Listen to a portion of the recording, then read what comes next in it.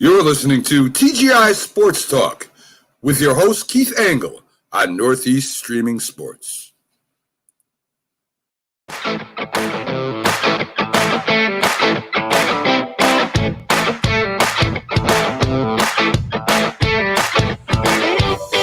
guys, TGI Sports Talk. How are you guys doing today? What a beautiful, beautiful day here in East Greenbush. Welcome, Dave Guyette. Good morning to you. Good to see you this morning. First one in the room. Listen, I want to say happy Father's Day out there to, first of all, my dad, who will probably pop in at some point this morning. And if he does, I will wish him a happy Father's Day again. I'll see him in a few hours. But I want to wish happy Father's Day to all you dads out there. And I don't care whether it's for you've got human children or fur babies. You're all dads to me. We lost our 22-year-old Miss Buzzy, one of the most amazing cats you've ever seen. 22 years old, diagnosed with kidney failure and went blind like 3.5 years ago. And they told me she'd probably make it 3 months. She made it 3.5 more years. And I thought I'd have to make arrangements for her when she was gone. But we sadly lost her on Wednesday night. But she went peacefully. She went peacefully at home here with me. And I'm very happy that it went down that way. So not to be a Debbie Downer today, but one of my fur babies is no longer with us. But again, happy Father's Day to all of the fathers out there, as I said, and we'll talk about that maybe a few times as we go through here today. Today, we're going to have, Josh, we're going to cover a lot of stuff. I was going to make the show a little short because I do have people coming today and I've got a couple errands to run, but we'll see how we do. I got a lot to cover. I'll probably have to cut part of my MLB stuff out until maybe next week, as we'll have shortly on Jim Beringer from the Last Word on Sports to get us up to date on all the exciting stuff going on in hockey. The Rangers with an exciting 3-2 win last night. They were up 3-0 heading into the third period and tried hard to blow that game, but they did not. A tremendous play, which we'll talk to Jim about, by Ryan Puckett, probably defensive play of the playoffs, as far as I can see. And the Islanders with a big win as they tie the series with Tampa Bay at 2-2, heading back to Tampa Bay on Monday for Game 5. And also Thursday night, can't hit that. It was a tough loss for the Avalanche with Mark Fleury with a little bit of, Marc-Andre Fleury with a little bit of a brain freeze, which we'll talk with Jim about too, and we'll talk about some of the other things going on around the world of hockey. And then we'll jump into the NBA playoffs, and Nets with a tough loss last night. Kevin Durant played great, but Giannis was just a little bit better. We'll cover some Major League Baseball and then maybe a tad bit of NFL, but we got a lot to cover on this beautiful Father's Day morning here in East Greenbush. I hope it is where you are. And I see Jim Beringer has joined us. So we're going to jump right into it here. Let me just check a couple things. We got Carlos here thank you, Carlos. We're doing very well. Thank you for that. Happy Father's Day to you, Carlos. Nets blew their chance, which we'll talk about later. Mickey Delaney. Good morning, Mickey. Mickey's up early. Not as early as Fridays. Trots is a putz. Well, we're already starting on the coaches with Carlos, but we'll bring Jim Beringer in this morning. Good morning, Jim. Hey, good morning, Keith. Happy Father's Day. Hope everything's well up by you. It's a great night of hockey last night. And Carlos, I'm sorry, but Trots is in a putz. He's a great coach, and the Islanders are in this position, and they wouldn't be in this position without him. So Trots is a great coach, and look what he's done in the National Hockey League. He wins wherever he goes. Nashville, Washington, and now in New York. So I agree. Carlos has this thing with coaches. Doesn't matter who they are, but I don't know. I mean, I'm coming out hot out of the gate already because I saw the comment. And I was like, you know what? We're going to just forget the pleasantries right now. We're just going to go hot right into it because I disagree with that fully. Yeah, Carlos is a very he's a great follower of the show and a lot of the shows on Northeast Streaming Sports, which we thank him for. And he always comments, and we like his participation. And we go back and forth on a lot of topics because he feels the same way about Tom Thibodeau, which just drives me crazy. But it is what it is. And Barry Trotz, you're right. I agree with you 100%. Let's jump into last night's game since it's the freshest thing on our minds. The Islanders got off to a great start last night, 3-0. What a wild third period. Sorry, I'm having a brain freeze here. I lost the goalie for the Islanders all of a sudden in my head. Varlamov played really well. Things started to fall apart in the third period. And I think the defensive play of the playoffs last night was pulled off by Puckett with seconds left in that game to save the day. What's your take on last night's action, Joe? Oh, what a game. What a game. Game 4 at Nassau Coliseum. Were you there, by the way? I was at game 3 of the series of the conference semifinals or the Stanley Cup semifinals. That place was electric Thursday night. It was loud on TV last night, too. Good to see the Barnes getting another game in game 6 on Wednesday night.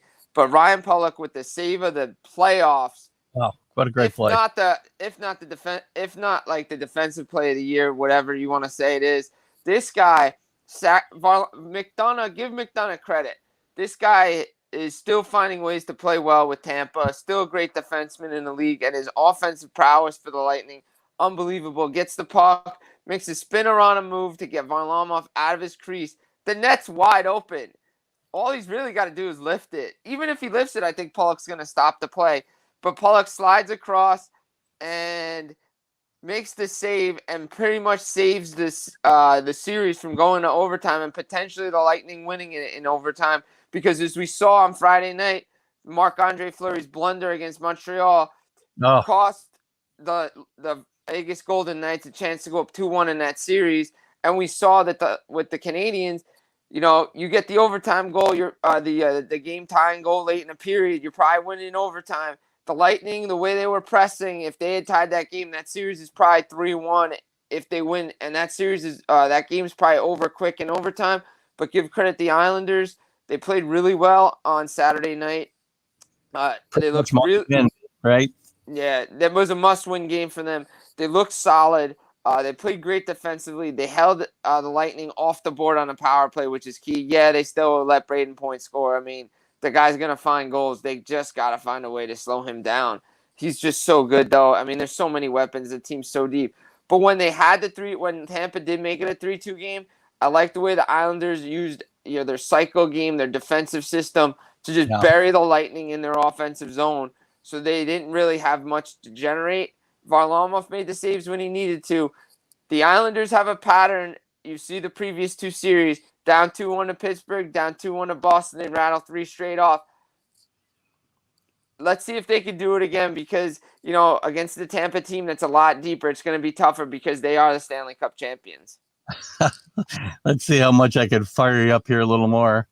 Trotz wins come from it made Preds a defense liability. I'm not sure what he's saying here. Islanders are giving up too much space, so maybe you can read more into that. But again, just another knock at Trotz. I mean, I don't know what kind of space they're giving up because they're pretty much locked down. I mean, yeah. And then what about in Washington? Washington pretty much played the same style with Ovi hitting his one-timers. I mean, Trotz got Backstrom, Ovechkin, and Kuznetsov to buy in defensive hockey. And that's what wins in the playoffs. Did the Islanders give up a little bit too much space? Maybe. But the problem is the way the neutral zone trap is set up, if you can break it with long passes, since there's no red line anymore, that's what the Tampa Bay Lightning did early on in the third period. So they're playing, it's a game of chess. Which coach can outmaneuver the chess pieces more? And defensively, they're really good. It's like the Canadiens.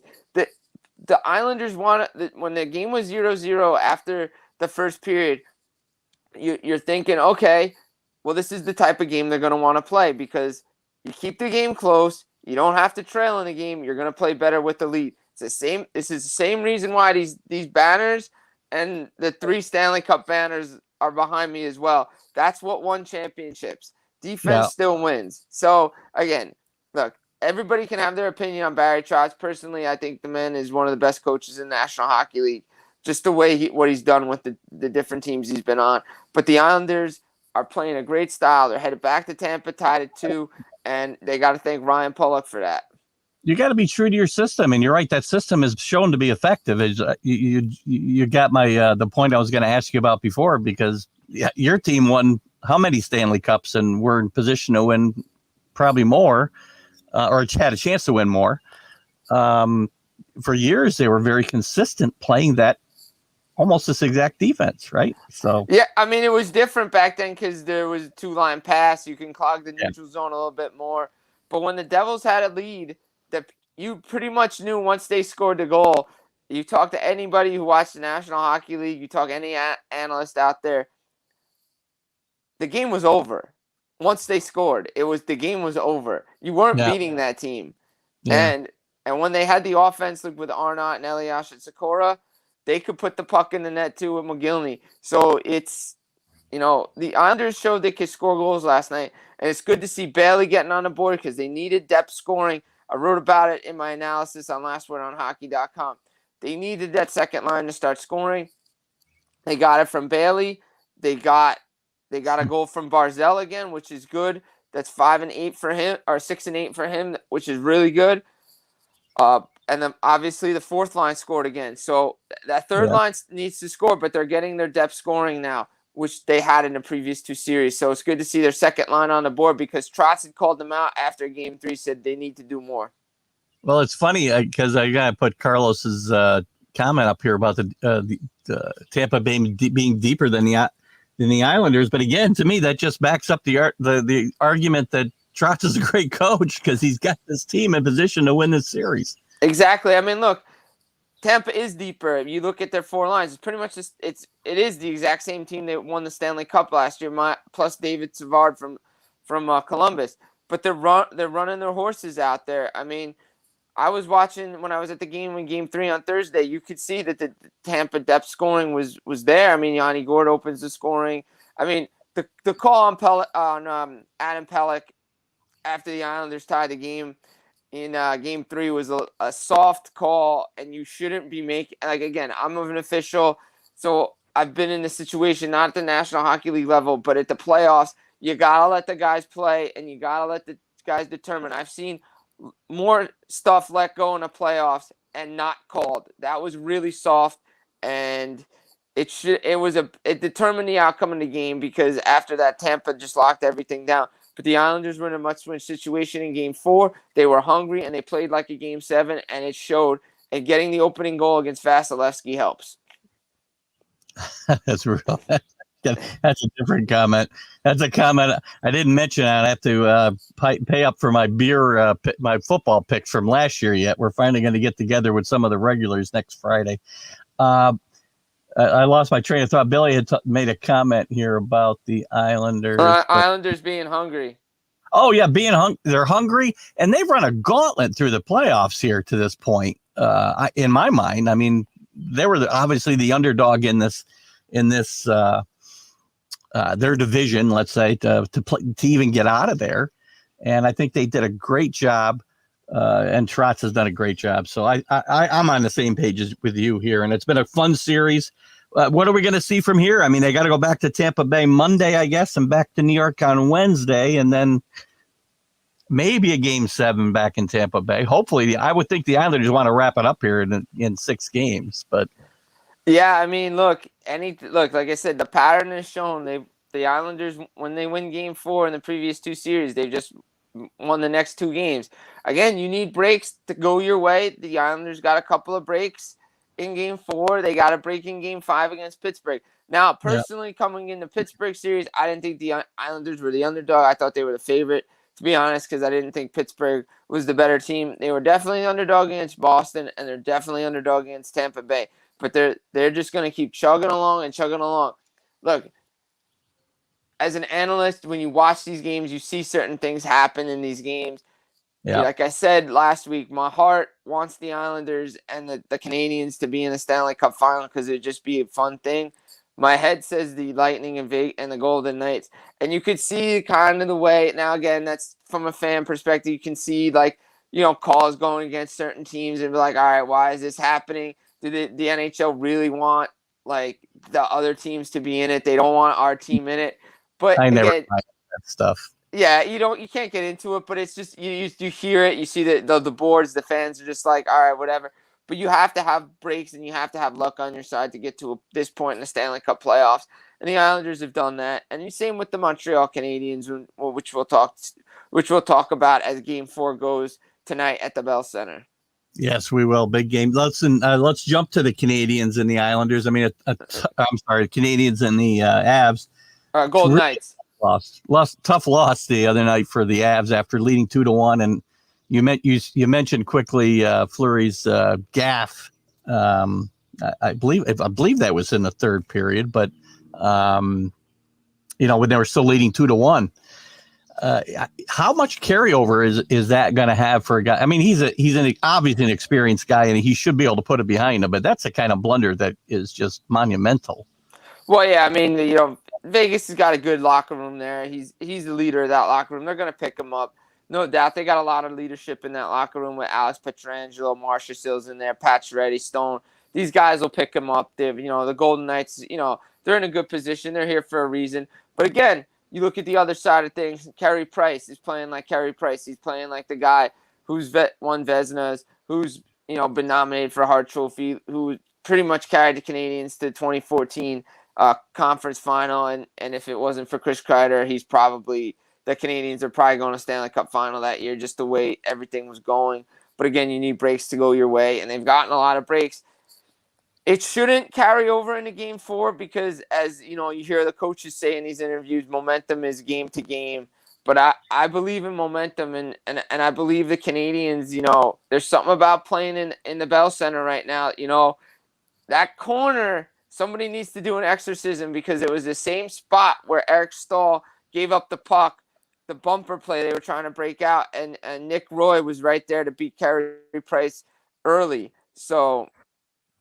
And it was the same spot. So it was like a minute 37 left, come right to Anderson, and then Anderson wins it in overtime. Give credit, man. Cole Caulfield, another goal. The Canadiens, that's the first time they've won a game trailing this postseason. Again, they got the goal right back after they gave it up. 22 seconds later, Cole Caulfield, boom, in the net. So Montreal, again, they're getting their breaks. Again, like Bill says, Dominic Ducharme was put on the COVID list. He got COVID. But Luke Richardson behind the bench, he had his lapel on for his daughter, do it for Darren. So again, stuff was on their side. They missed a high stick on Corey Perry. He was in overtime. He's busted wide open, didn't finish the game, but he'll be back. There's something about this Montreal team playing in Montreal. They went to Vegas. They looked good and strong, tried to get the crowd out of it. They like playing that same game the Islanders. Keep it close, and then anything can happen. And the Canadiens are up 2-1 on Vegas. People again wrote them off in 4 against Toronto. Wrote them off today. You know, I mean, and heading back home to play today, which is huge. I mean, to me, the biggest part of that loss and losing it the way they did is that it happened at home, and now they're going. Game 3 was in Montreal. That game happened in Montreal. So they're still there. So you got to shake it off. But we'll see. It depends. If Vegas gets out to a strong start, like, look, the Islanders and Canadiens have shown they can just take shot after shot after shot after shot. And if they keep it close, they have the goaltending, Carey Price. But eventually, one of those pucks are going to go in. But I was listening to the radio yesterday, and somebody made a good point saying, Fleury's had a history of giving up bad goals like this and letting them shake him. Well, let's see if it happens, because he did it a lot with Pittsburgh and they couldn't recover. Vegas is a different team. But again, it's Montreal. In Montreal, it's the playoffs. There's this feel about the Canadiens this year. They've gotten a lot of breaks go their way. Maybe the ghosts of the Forum are finally coming over to the Bell Center. Yeah, and it's going to be very interesting from here on out. By the time we talk again, I believe both these series would have to be over. I'm not sure about I think so, right? Yeah, we'd probably be into the Cup final by the time. Yeah, Saturday, I think, is the latest it could go with the Montreal Avs series, I think, for Game 7, if I'm not wrong. Yeah, well, it's Montreal and Vegas, so yeah. Yeah. So, I mean, where do you still stand by your picks from last week? I still like the Islanders and the Canadians in the final myself now. Like I said, my heart says Islanders and Canadians in the Stanley Cup final. My head says the other thing, but I'm more and more rooting for that heart pick because I really want to see those two teams in the Stanley Cup final. I really just would love to see those two teams that had dynasties play one more time for the Stanley Cup and have the Cup final in New York. Montreal and New York. Going back and forth. That would be fun. Yeah. I think he's still talking about the same play from the Islanders. Yeah. Listen, before we move on to some other NHL news, as we've seen these two semifinals, I mean, who stood out to you and anybody that surprised you, disappointed you? Obviously, Fleury, other than his gaff, has still played some great goaltending. He's averaging less than 2 goals a game given up. And there's been some other great play even on the offensive side. Who's really stood out in your mind, and who might have disappointed you a little bit in the last? Alex Pietrangelo has really shown why he's one of the best defensemen in the league. St. Louis made a gaffe not signing this guy. I mean, he was really good in St. Louis. He carried them to a Stanley Cup in 2019. So he's got 3 goals in 3 games. He's just an unbelievable player. Cole Caulfield, ever since he's been in the lineup, the rookie has just been unbelievable for Montreal. Great story. He's showing him and Nick Suzuki is giving life into that, into the Canadians lineup. Fleury's gaff, but that stuff happens. Fleury and Price have been playing really well. I mean, these 4 teams look really, really good. There's a reason why they're here in the Final Four. If, game 2 for me, maybe the disappointment, and I think Ryan Pulock and Adam Pelech have really redeemed themselves from their game 2 performance against Tampa, where they were just getting, blitzed nonstop by that Lightning offense. But really, I mean, there's really been no disappointments. I mean, you could say that for the Islanders, they need their third line to step up and play a lot better. Pajot, Zajac, and Palmieri. It'll be interesting to see if Trotz maybe goes to Wallstrom there, maybe give him a little bit different look, maybe some more speed. It's good for the Lightning. They've got everybody clicking on all cylinders right now. Like I said, Montreal, there's really been no disappointments. It's good to see Jeff Petrie back in the lineup for them. That really helps. Vegas, no really big disappointments. Maybe they need just some more guys to just step up. Like, you need your Marcia Sills, you need your Carlsons, your Riley Smiths, the guys that were there that just can step up. What'll be disappointing is if Vegas doesn't, again, their offense needs to step up, and that's what they had issues with last year as well. And then you're going to be like, all right, Pete DeBoer again can't get it done in the big game. So, again, it's 2 Hall of Fame goaltenders on one side standing on their heads and making it a great series to watch. You got Varlamov stepping up when the Islanders need him the most. He's settled in after not playing that first round series. It was Sorokin. But Vasilevsky shows why he's all world class. Hedman showing why he's all world class. These 4 teams are here for a reason, and you buckle up because I feel like both series are going 6 or 7. I think they might both be 7 games. I was just going to make a comment. There's nothing better in sports than 7 game 7s in any playoff series. I love game 7. So I think we're going to have some fun. Before we move on, I want apparently Mickey thinks you might want to get a hat for me, I think is what he meant here, because the hair and I don't, and I should be wearing a hat. Yeah, that happens. So listen, I got to give you props, obviously, as we move on from playoffs for a few minutes before you have to check out. Oh, by the way, congratulations! I know you wanted to win that championship last week, but you got your medal, so I didn't want to leave that. Thanks, Keith. I appreciate that. Yeah, hard fought game there. Just fell a little bit short, but you know what? Get him next year. Yeah, you guys are going to be more experienced next year. You're not getting young. Remember that. Exactly. The other thing I got to give you props on, you were all over the Rangers hiring of Gallant, I think, pretty much from the beginning, and that came to fruition this week. So congratulations on being all over that. So now he's here. What's next for the Rangers? Rather, I mean, are there more changes coming roster wise, or is he the guy for the roster that they have right now? This is the guy. They wanted this guy from the start. Chris Drury was with them pretty much throughout the World Championships. Obviously, Drury was with Team USA. He was coaching Canada, and Gallant did an excellent job with Team Canada, getting them a gold medal and a World Championship with a roster that was, not like a subpar roster for Canada. It's hard to say that, but at the Worlds, they lost their first 3 games and they got him to come back. This guy's a real good coach. He wins everywhere he goes. Look what he did in Vegas, in Florida. It was unjustly what happened to him in Florida and Vegas.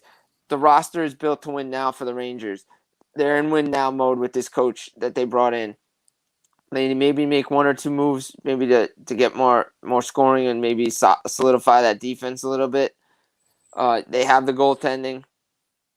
Obviously, Shesterkin, Georgiev, maybe one of those 2 guys. Well, obviously, Shesterkin's not going anywhere, but Georgiev might move at the expansion draft or the NHL draft. Maybe they bring in a couple of pieces here and there. They're in win now mode. It's all on after what happened, with JD and Jeff Gordon, with Dolan making those moves. It's on him now. This team is built to win now. Forget the rebuild. They're there. They have to make the playoffs next year. It's playoffs or bust. And if they don't, then it's going to be a real disappointment. Gallant has shown he can get the most out of any roster. Look what he did in Vegas. Look what he's done in Florida. He's a good coach. He knows he knows to put in a system with the players he has, and he's a good fit for New York. This is where their guy, Drury, from my understanding, was talking to him on the plane ride home. They set everything up, and then it was announced. So they got their guy, and the Rangers have to have to make the playoffs next year. Yeah, I'm happy to see it. Carlos must have checked out for a little bit because I know he's not a Gallant fan either. Yeah. It's funny. I think a coach has got to be under 40 or something for Carlos to be a fan of him. Yeah. There's some ageism here with Carlos that I might have to chat with him about. I don't know. Yeah. But I think it's a great move, and he is the guy. I think if they are going to make that jump that they need to make, as you mentioned, similar to it's. Well, you don't need to change the whole culture the way that Tom Thibodeau did with the Knicks, but this is a similar kind of move in my mind to help them get to the next level. So I'm happy with it. One other thing on the coaching level, how surprised you? Because I was. I mean, we both thought Brandamore was going to be going to Seattle and not staying with Carolina. Carolina, excuse me. Are you surprised that things turned around there and he did end up staying and they came up with the money for his assistants? I'm assuming they did, or he wouldn't have stayed. Yeah, I mean, I'm not really surprised. I mean, he won the Jack Adams Award for Coach of the Year as well, and he stayed in Carolina. I mean, he fits the Hurricanes. That Hurricanes team is basically taking on his playing mentality. I mean, the dude's always at the gym. He's like, from what I've been told down there, like players are like shocked when they see him there at like 6 a.m. working out. I mean, he's named Rod the Bod for a reason. So he's down in there. The team, he's perfect for Carolina. He was a great player for them. He brought them a Stanley Cup as a player. He's a good coach. The team plays well under him. And obviously there was talk of him going to Seattle, but they got everything they needed to work out with the training staff and the assistants, and he stayed. And, I mean, again, it was just a negotiation ploy, but Seattle was always there. The Rangers wanted Brandamore, too, in case that didn't work out. I believe, Gallant and Brandamore, they looked at both guys, but they just, once Brandamore pretty much said that, hey, he was going to stay, that they went to the Gallant route, which made more sense. I don't think the Rangers could have played the style that Brandamore coaches with. I think they're more suited for Gallant. So it's good to see him staying in Carolina, and he should be there for a long time unless, they decide to mess things up like Washington did and have not won a playoff series now since Barry Trotz left. Oh, that's interesting to bring it all the way back to Barry Trotz. So very good job there. Mickey had a question here that kind of goes along with this because we both kind of thought that Brandamore was going to end up in Seattle. So he's still Mickey's up in the Seattle area. And I know one of my other loyal followers. Bill Pulver has a son up in the Seattle area, so they're very big Seattle fans. How do you see things going for this team? They don't have the advantages, as we talked about, that Vegas had when they came in, most likely. And now they don't get maybe one of the best coaches in the NHL that could have happened. What do you see going forward? There's a lot of talk of him and Rick Tocchet being the coach of Seattle. He was a former coach of the Arizona Coyotes, and he did a good job there. He didn't have the pieces necessary to win there, but he's a good head coach in the National Hockey League. So I could see him going there to make, be the first head coach. Now, as far as how the team's going to do, well, the expectations are set really high and it's unfair to Seattle because the expectations is not the Minnesota Wild when they came in. It's not Florida. It's not Tampa. It's not any other expansion team that came in. It's one team, and it's Vegas. They have to. That's what the expectation. Oh, we got to get to the Cup final in the first year. No. This team is going to be competitive. They're going to have a good roster. They may not. They may make the playoffs, which that's good for a first-year team. They may not, but they're going to be competitive enough to challenge for a playoff spot. I mean, I think that'd be great. I mean, expansion teams historically in every sport do not make the playoffs, much less Stanley Cup Finals the first year. If I remember right, in the NHL, expansion teams have been historically bad, except for like when they expanded. Wasn't St. Louis really good when they first came in? So 67 when they brought in the next 6 teams. But what the NHL did back then was, and then they didn't do it after that because they had too many teams, was they separated the expansion teams from the original 6 teams. So the original 6 team wouldn't meet the expansion team until the Cup final. So St. Louis went to like 3 straight Cup finals as an expansion team, but there was only 12 teams and they only played the expansion teams. They didn't play the 06 teams in the playoffs. They had their own bracket. Yeah, that wasn't. I wasn't aware of that. Whoops, Carlos had a comment here about building with the coach. I wasn't aware of that a very important detail of why the Blues get to 3 straight cups. So that makes it obviously a big difference. So Carlos is commenting about shouldn't Seattle be building with the coach first, but I think you've kind of touched that. I mean, they were looking for different people. They were trying to hold out last minute. They're trying to do things the right way. Ron Francis, they're going to probably make a splash free agency wise. Maybe they go after like a guy like Dougie Hamilton, and there's some connections there. Obviously they're going to have their pick of the litter of who they're going to want. They'll probably maybe get a guy like Tyler Johnson. He's from that area, from Tampa, probably a Nazem Kadri from Colorado, guys that are unprotected. Let's see who they get for goaltending wise. I gotta laugh. Carlos just kills me, so don't let him fire you up too much. He fires me up. I mean, look, there's a lot of good coaches out there that could fit the Seattle mold. So he's tough on coaches, man. I tell you, I don't hear him ever rip players as much as coaches. I'm not sure why, but I don't know, man.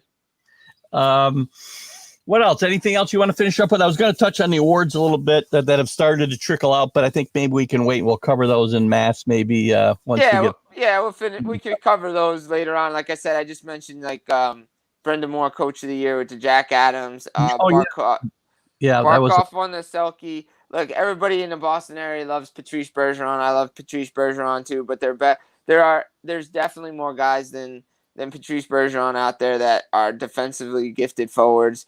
And he's a good player. I thought Mark Stone was going to win it, but good to see Barkov win it because he doesn't get the recognition that he deserves. Right. And the big awards are coming down the pike as well. Will they be out before the playoffs are over, or they'll wait now? They probably announce them, every couple of days now. I'm a little surprised that they don't wait. They don't, because it takes away a little. I mean, maybe not these awards. Well, Coach of the Year is a big award, obviously. They're all big awards, but as the Conn Smythe and all this other stuff. I mean, the Conn Smythe's awarded to the playoff MVP, so that'll be done after the Cup Finals over. The Hart and like Ted Lindsay and all that stuff. Right. Vezina, all that stuff. Everybody had, everybody had an opinion on why Victor Hedman shouldn't have been a Norris nominee. Somebody, had opinion on so-and-so not being a Vezina nominee. Good to see your Rangers, Adam Fox, being a Norris nomination. Personally, I think, he should win it, but he probably won't. But, hey. I'm a little surprised, I guess, at the NHL that they don't wait and they take the spotlight a little off their playoffs by announcing these awards as they're going through the playoffs. They usually announce them before, like a couple hours before puck drop now. So they're doing like 6 p.m. Eastern time. And I think just because they're not having an award ceremony again this year, that they're just trickling them all out. They'll next year they'll have like they'll be, when everything's back open fully, they'll be able to have their awards show in Vegas again. Agreed. Anything else we should be looking for this week before we chat again next week, other than obviously some great finish to 2 great semifinal series coming up? Anything we should look for? Like I said, talk is, obviously Dougie Hamilton's been granted permission to talk to other teams. Jack Eichel, look out for what's going to happen in Buffalo. Ristolainen, Sam Reinhart, and Jack Eichel probably will not be on that Sabres team to start next season. So there's a lot of rumors headed out there right now about where players are going to be moving at the expansion draft, at the NHL draft. So there's a lot of fun stuff coming up besides the Stanley Cup playoffs. But Game 4, Canadiens, Golden Knights at the Bell Center tonight. It's going to be a good game. It'll be a good game. I'll be watching. No doubt. So will I. All right, Jim, I thank you as always for coming in and sharing your vast knowledge. We're trying to get Jim a bigger gig than TGI Sports Talk, maybe the WFAN. I actually sent an email with some of his better moments on TGI Sports Talk and said they need to have this guy on. I appreciate the love. Everybody, whatever you can do, fill the mailbox over at WFAN. They need to be talking some Islanders, and I could be the guy to do that for them. Yeah, it's amazing the way they ignore hockey always over there. It's crazy. The only I noticed with any New York sports station outside of when the show the Grec is on, because he's a big hockey guy. Michael K. show, yeah. Yeah. If the Rangers aren't doing anything, they don't want to talk about it. Yeah, that's a good point. Good point. Well, good luck. You have a great rest of your Father's Day today, Jim. I hope the weather's good there like it is here. It's a beautiful morning here. It's a beautiful day here. I can't wait. It's a great Father's Day. Again, happy Father's Day to everybody out there. It's a beautiful day. You got U.S. Open golf. It's tradition. And you got the Stanley Cup playoffs tonight, Montreal and Vegas. So it's going to be fun. Great time of year for sports. Thanks again. Absolutely. We'll have you see you next Sunday morning. Absolutely, Keith. We'll see you then. All right. And check out The Last Word on Sports, guys, if you want more of this great hockey coverage with Jim and his opinions. So thanks again, Jim. Great stuff from Jim Beringer. Check out Last Word on Sports or Last Word on Hockey. I try to share that show when Jim prompts me and gives me a little ping to do so. Let me see what kind of comments we got here. I didn't get to everything, Carlos. There, sorry, but Jim does have good stuff. He's a really good stuff. I know you think Trotz needs to go. I do like your consistency, Carlos. I can tell you that for sure. I can't shrink my screen. I'm trying to blow the screen up so that I can move on. Let's change my banner now before Billy tells me I missed my banner. Let's jump to the NBA playoffs quickly, guys. Switch quickly. We'll pivot to the NBA. Some great games going on here. If you're a Nets fan, and I'll be honest with you, I don't know any Nets fans. I know Knicks fans, lots of them. Tough series for them to lose. Tough game 7. What a great game last night. Back and forth. I was going back and forth between the Islanders game and the Nets and Bucks. And this next Nets-Bucks game never seemed to get more than 2 or 3 points separation. And Durant was great last night again, but they were too banged up, I think. Harden's been a shell of himself, obviously, because of the injuries. No Kyrie Irving, but there's no excuses at this point in time of year. You got to win.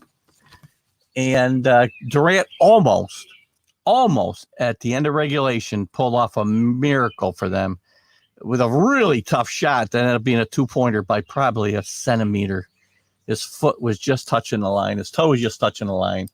And really a tough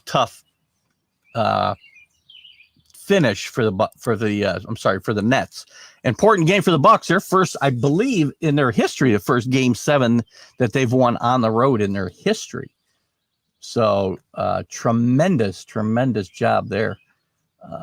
Let's see. I got a few comments here about this game. Rick Sherlock says Kyrie now has time to explore his flat Earth theory. Just to touch on that, Rick, I can help. I've offered to do this many times. I'll meet Kyrie anywhere he'd like to go. I'll put him in my car, and we will drive as far as he wants to go, as far as I can drive. Then we'll take a boat. We'll do anything he feels we need to do. And I guarantee you we are not going to sail off the end of the earth. So anyway, thank you for bringing that up. Kyrie's a nut job. Nets season was a bust. You know what? It's funny, Carlos. A lot of times I may, like, if you told me the Knicks season was a bust, I would have said you were crazy. But I don't necessarily disagree about the Nets season being a bust. This team was put together to win now. They're not getting any younger. These guys are all on the wrong side of 30. They've all had injury issues, all of them. And I think the Nets are probably, gosh, look at this, might have been their chance. Durant was great last night. Giannis was a little bit better, maybe. And the Bucks, I thought this was a big win for the Bucks. I mean, their coach might have been in trouble if he'd lost again and not even gotten to the conference finals. So a big win for them, and a tough loss for the Nets. Let's see what else Carlos has got here. The bench and the coaching, terrible. Well, again, the X's and O's. We know that Nash is not the best X and O's guys. He's a young coach. He's got Mike D'Antonio on the bench with him, which is, you're going to lose in the semis or in the conference finals if you're playing for Mike D'Antonio, who's going to get a job this year probably again, amazingly enough to me. I think Steve Nash did a good job this year for a first-year coach, navigating all the nonsense that went on there, as I've said several times. Not nonsense necessarily, Kyrie nonsense. The James Harden trade and him integrating into the team, I think that went as smoothly as could have happened. And only having Durant available for, I don't know, maybe a third of the season. Maybe a little bit more, but not much. And his three big guys only playing 200 minutes together. I think Steve Nash did a great job. Did he do a great job coaching in these playoffs? Probably not, but you got to remember, he had one hand tied behind his back. The team underperformed. And again, you do have to put that on the coach. I agree. The coach has to take some responsibility for that. Injuries, everybody has injuries, which I'm going to talk a little bit about the injury issue in the NBA and some talk about why they are and whatnot. But we'll continue with Carlos's comments here. Nash was just sitting there depending on those big names. Well, that's what they brought him in to do, unfortunately. We'll get to that Hawks game in a second. Forget the big three. The bench crapped out. Well, that's the problem a lot of times too, Carlos. Most of these teams, the problem with this big three theory that these teams all have, except for, I'm trying to think, I feel like the Heat put together a decent bench with good role players who all had a role on the team. When they had a good run with LeBron and Dwayne Wade and the big forward who's escaping my name now. You guys will give it to me in a second. I think they put together a really good bench, but most of the teams who put these big three guys together, they don't have anything outside of that, and it hurts them. The Antonio system is trash. Well, it scores points. It doesn't win championships, right? It's exciting basketball. They win games. they're always going to win games. I mean, his record as a head coach is really, really good. He's a top. Oh, he's at least in the top 10. He may be better than that in all-time victories. But again, it does not result in championships, which is at the end of the day the thing. Pat Riley is a genius. I agree, Carlos. You know, he's a great coach. He took some really undermanned teams. We all know what he did in LA when he got started with Showtime, but man, he had great players. And I don't want to take anything away from his coaching prowess, but he was learning on the job. He probably didn't have to coach those guys up a lot. And they were deep. Not like today, you get a big three and you're deep. Those Lakers teams were really deep. And when he got to the Knicks, he took a team. They had Patrick Ewing, Charles Oakley, but what else? And he got them into the finals. He got them to conference finals.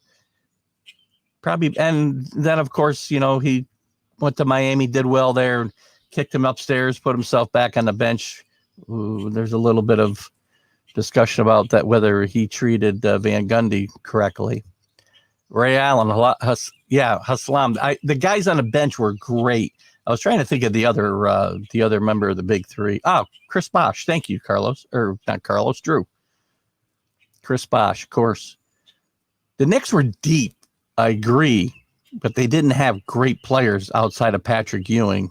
Even Charles Oakley, you know, was not a great player. Riley was a great coach. Charlie Ward, I won't give you. I was not a big fan of Charlie Ward, but he had some good players. Smith, look at it. Unfortunately, my everlasting, I don't know how we got off on this tangent, but this is fine. My everlasting impression of Smith will be in Game 5 against the Bulls in the finals, and I can't remember the year. It might have been 92. I think it was the year before the Knicks went to the finals. They didn't go to finals till Jordan retired the first time. But Smith missing 5 shots at the end of the game with a chance in Game 5 to win that game and go back to the Garden with a chance to win the series. And he missed 5 chip shots. Don't forget about Sean for 7-2. Rick's got one thing on his mind today. We'll talk about that real quick in between segments here, I guess, Rick. I want to bring up at the top of the show, but Jim got here real quickly. And Ken Gifford joins us. Good morning.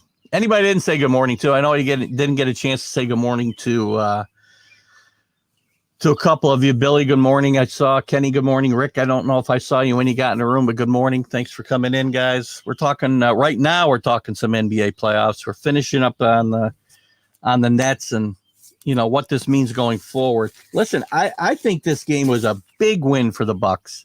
Bucks are talented, not deep, but Giannis is a great player. And I would love nothing better to see him get a chance on the big stage. And they may have a chance against the 76ers or the Hawks.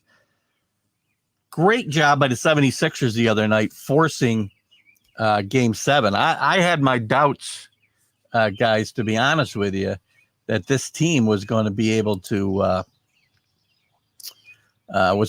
even get back to Philadelphia for Game 7. But they did a tremendous job. I wanted to find the score here. They went into Atlanta and won the game 104 to 99, it looks like. 99, yep. And some of the numbers from that game, which I can't read so good here, so I apologize, but I'll do my best. Hawks didn't shoot the ball great. Problem there, Trae Young, 13 for 30. So they handled him pretty well, and that's the kind of thing you got to do. Take Trae Young out of the game and make somebody else beat you. You know, so the Sixers did a pretty good job. You know, I thought defensively on Young definitely, and look, they're really a good team. Their problem is Embiid is banged up. Man, I can't even find his numbers here. How do I get to that? Oh, it's right there. Joel Embiid didn't play well. 9 for 24 he was. Scored 22 points, had 11 rebounds, but 9 for 24. They need a better game out of him in Game 7. I doubt very much this Hawks team, this young Hawks team, can go into Philadelphia and win this and win this game 7. So I think tonight, it'll be I hope it's a great game. I love game 7s in all playoffs, as I mentioned it with Jim, when Jim was in here earlier. Great job. It's just a great experience, a game 7 in any playoff, in any sport. One of my favorite things in all of, in life in general. Guess that doesn't set the bar very high for my life, right? What else we got here? Ultimate Filth, and that's big 3 in the NBA. I don't know what the NBA really cares. I think the NBA would be very happy to see the 76ers against Phoenix. I don't know. I guess out west, it's maybe the Clippers. They'd rather have that LA market, but they should play just one game. Giannis needs to fix free throw issues. There's a lot of big guys like him, Carlos, who just can't shoot free throws. I don't understand it. I mean, these guys can shoot, even some guys who shoot 3-pointers and such well, they just can't shoot free throws. Again, little things that make a big difference, right? Especially in these close playoff games. You've got to make free throws. But I like, again, we don't know who's going to get there. I'm going to assume for the moment it'll be Philadelphia. So I'll give you my pick of Philadelphia over Atlanta tonight. I think in the next series, Embiid's injury issues are going to probably rear up a little more or be more obvious. Atlanta's been a hot team, but I don't know, the 76ers should have been going. The Bogdanovic injury is also going to be a big issue going forward as well. Drew, good call there. Embiid, I don't know. I got a bad feeling about his career in general. I mean, it just too many injuries and on such a big guy, and they tend to break down a lot faster. And it would be a shame if his career got cut short because of that. And I hope it doesn't. But we're setting up, again, another game 7 tonight. We had a great game 7 last night. Again, whatever you want to say about the Nets is an epic fail. Yep. They didn't even get to the conference finals, much less the NBA championship. But I will tell you, they gave us a great game last night. If you like basketball, I think it was a well-played game. As far as, watching games today, Kevin Durant, I will tell you again, when he's healthy, is the best player in basketball for sure. He's better than LeBron right now. LeBron may have been better at one point, but, not right now.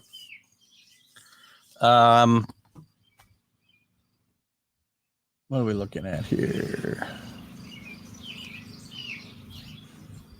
Yeah, I was looking for some news on Bogdanovic, Drew. I'm not sure exactly the extent of his injury, but if he's out for, I think he's definitely out for game 7. I'm not sure what his situation would be past that. In fact, I'm not seeing it here right in front of me. So anyway, if anybody's got any news on that, they can certainly feel free to share it. But we're going to have some exciting out west. Surprisingly, I think the Jazz had an epic failure. I just realized I turned my grill on to clean it, and I didn't turn it off. So I hope I can get my producer's assistant to turn it off for me here in a second. I was wondering why I was getting so warm so fast. The Jazz go out again in bad style. They blew a 2-0 lead in the series.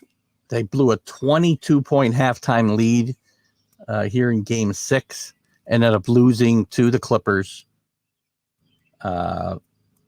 without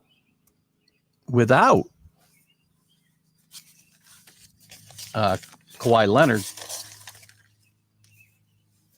And that's not a good look for the Jazz. It's unfortunate. I think Quinn Snyder has done a great job with this team, but you can't blow a 2-0 lead to an inferior team.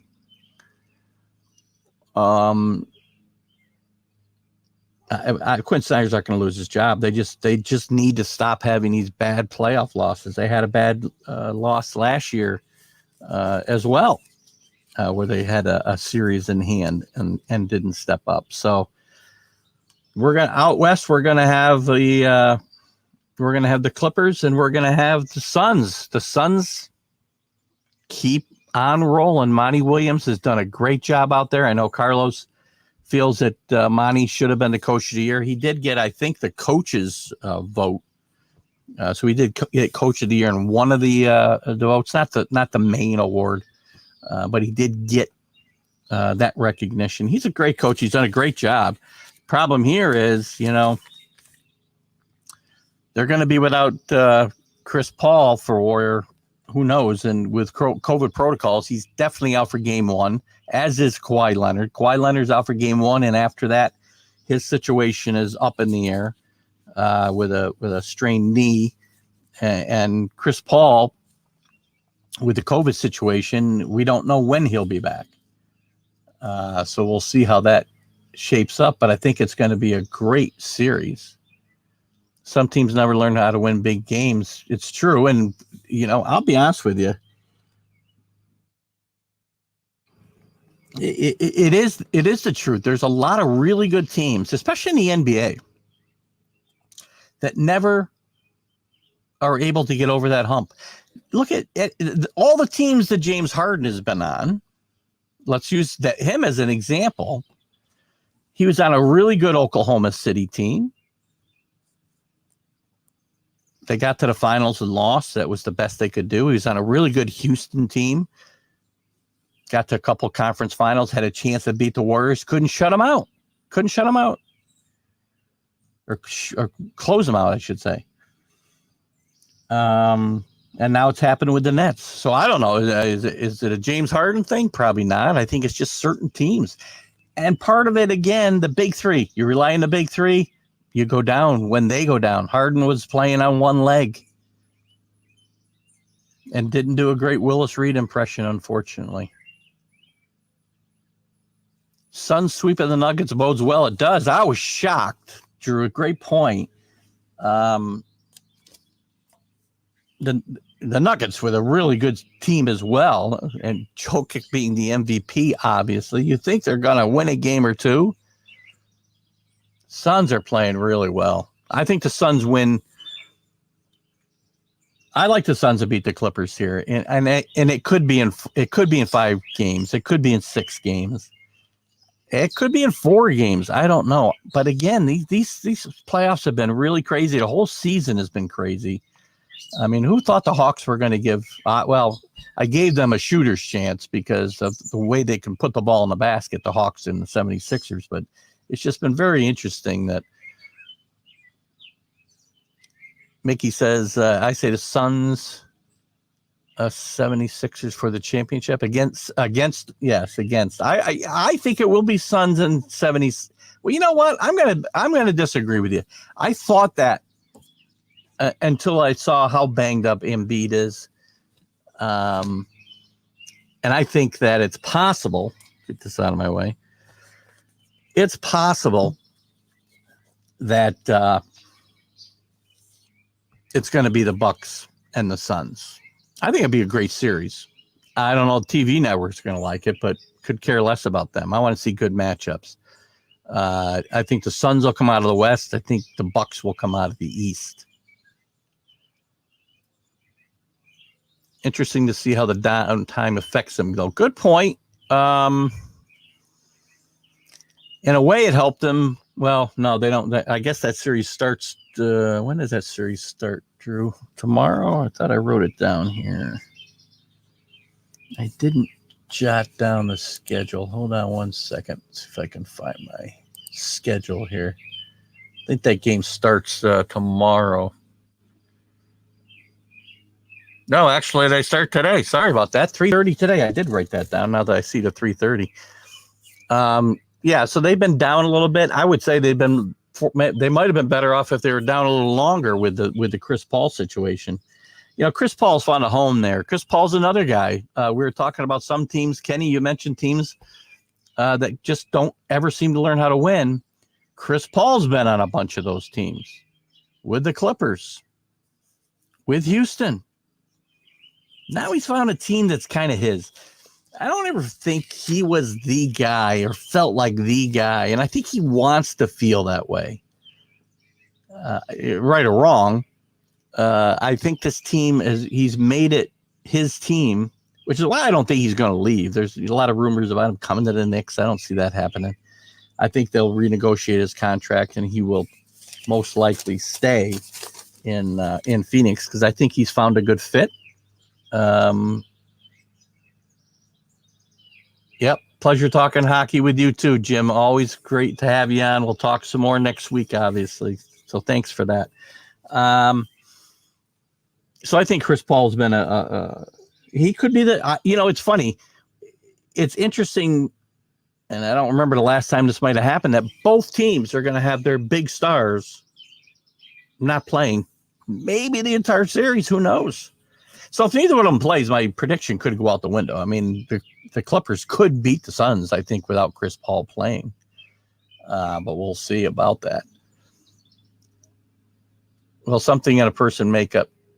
Yeah. Yeah. Yeah. I don't want to call people losers when they don't. It's hard to say. Gosh, it kind of feels kind of harsh, and I guess that's a little odd for me to kind of say. I don't want to be too harsh because I can be harsh on a lot of people in sports and in the real world, I guess. But I think it's too harsh to call like a Chris Paul or James Harden a loser because there's a lot of things that go into it. It's not an individual game, right? The coach goes into it. Mike, one consistent for James Harden, at least the last bunch of years, is Mike D'Antonio. See a loser? Won a lot of games. Can't win big games. So I'm not sure where you put but they're not winners. That's obvious, right? And they won again. The guys that we've talked about have won tons of regular season games. Is Dan Marino a loser? Never won a Super Bowl. Not a winner. Won a lot of regular season games. Set a lot of quarterback passing records, at least for his time. And it's hard to say that these guys are losers, but they're certainly not winners. Yeah, I don't think we can pinpoint it. It's more than just the one guy. Sometimes it might be the one guy, but there's a lot that goes into these team sports, right? I mean, in golf, I can say it's one guy, right? I'm not calling Phil Mickelson a loser because he's never won the U.S. Open, maybe the biggest championship of them all. He's won a lot of majors, but he's the only guy to blame for losing or never winning a U.S. Open. But the other guy's play comes into it as well. So some other things in the NBA I wanted to chat about quickly. Let's see if I can find this. Oops, wrong mouse. By the way, you guys remember last week? I don't know if I admitted to it on the air. I was having trouble with my mouse. I had my wife / producer. I don't pay her for that job, so I don't tell her she's got a title. Get me a new battery for my mouse, and I was actually trying to use the wrong mouse on the wrong screen because I work with two computers here as I'm trying to do this. So, and so if I didn't admit it, I'll admit it today. And again, that's why we do the little Prevagen shot every now and again. So let's take a quick look. I want to look at the coaching carousel a little bit. Things were kind of slow in that regard, and they've picked up a lot these last few games. Let's just take a look at a couple of things.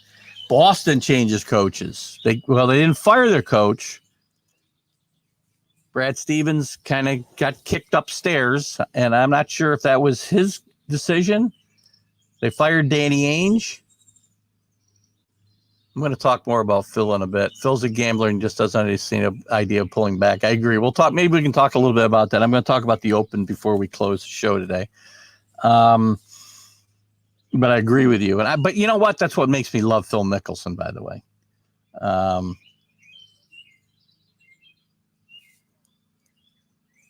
the best ability is availability. That's a good one, Rick, actually. I think that's a good point. We'll talk about Phil in a second. The coaching vacancies, they've started to ramp up. Could still be one more in Milwaukee. We don't know. But I think that last night's game probably solidified his situation, long-term situation at least, or short-term situation in Milwaukee. But Brad Stevens has been kicked upstairs. He's now the president and the GM of the Celtics, and he's already made a big trade in trading Kemba Walker to OKC for a first-round draft pick and Al Horford. Not a big Kemba Walker fan, and obviously Brad Stevens isn't either. So it's going to be very interesting to see what they do next. It's going to be very interesting to see who they look at as the potential head coach here as well. So not sure. Trying to think of guys who are in the mix. It's possible, and I think it might even be probable that Rick Carlisle, now that he is out at Dallas, he was safe. We'll talk about that in a second. I think Rick Carlisle has got a shot to be the next Boston head coach, and he played for the Celtics, if you aren't aware of that, back in the day.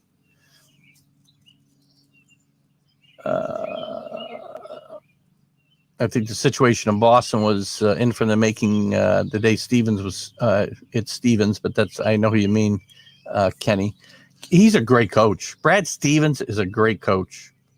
He did great things with this team. He never got them to a championship, understood, but he did great things. This team was a mess when he got there, a mess. Took them deep into the playoffs every year, but this year and they got worse this year. And I don't know whether I don't think we've seen the last of Brad Stevens as a coach, by the way, because there's a lot of teams that will want him around. So we'll see how that happens. We'll see how that plays out. But I think Rick Carlisle would be a good pick here, and we'll talk about that. Rick Carlisle looked very safe. He's been, I think, spent 13 years in Dallas, won a championship, got to another final. Very good record in the regular season for a franchise that, certainly wasn't known for being overly successful before he got there. Even though it had some great coaches there, and Dick Motta and Don Nelson, and they just couldn't get over the hump. He got them over the hump. Really good head coach. Was a good head coach before that in Detroit. Got to a final. Was a good head coach in Indiana. Got to a final. But the problem with the front offices and Don Nelson's son, Donnie, who's been part of that organization for between 20 and 25 years, he was kicked out because of differences with Mark Cuban, and that led to Carlisle leaving. I think it was mutually agreed upon, but as far as that opening, I don't know. There's a couple of guys out there. The guy I think may fit that team very well, because they've got to have somebody to really, unfortunately, maybe be able to. I hate the word used to coddle, but maybe that's what needs to be done with Donick. He's a great player, but he's still a young guy, and a coach who's done a lot of good things with a team similar to this, in my mind, was Kenny Atkinson. Who got fired by the Nets, and maybe the Nets would have won with Kenny Atkinson as their coach. I don't know. Ability will never catch up with the demand for it. Good point. Neither will common sense, by the way, Billy, just to throw that 2 cents in there. I don't think Confucius said that, but Mark Twain came close to saying it.